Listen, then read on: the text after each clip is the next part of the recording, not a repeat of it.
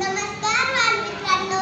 नमस्कार बाई. मुलांनो, आज तुम्हाला माणसापेक्षा वेगाने काम करणारे यंत्र दाखवणार आहे. बापरे, माणसापेक्षा वेगाने किती मोठे असेल ते यंत्र बघायला जावे. असेल का असे यंत्र पल्लवी? मंगेश, काय झाले रे? असा शिंकेकून नजरेने का पाहतोस? बाई, त्याला वाटते असे काही नसेलच. चला तर माझ्यासोबत मी दाखवतो तुम्हाला. याला संगणक म्हणतात. बाई, ही वायर कसली हो? आणि या वायरीला उंदरासारखे काय जोडलेले आहे? याला माऊस म्हणतात ना. इंग्रजीत तोंडाला माऊस म्हणतात ना. बाई, हे इतके छोटे यंत्र कोणकोणती कामे करते ते सांगा ना. हे बघा मुलांना, संगणक छोटा आहे परंतु तो खूप कामे करतो बरं.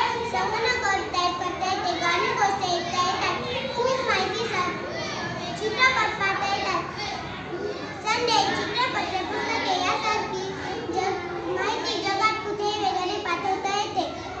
चित्रे काढता येतात, खूप माहिती साठवून ठेवता येते. बाई, पुस्तकातील चित्रे काढता येतील का? कविता ऐकता येतील का? हो. बाई, ऐकवा ना मग आम्हाला. चला आपण ऐकूया. बाई, खरंच किती छान. हा संगणक कसा लिहितो? मी दाखवते तुम्हाला. बाई, संगणक कोणकोणती कामे करतो हे समजले. फारच करामती आहे हा संगणक. आता आम्ही संगणकाविषयी अधिक माहिती मिळवू.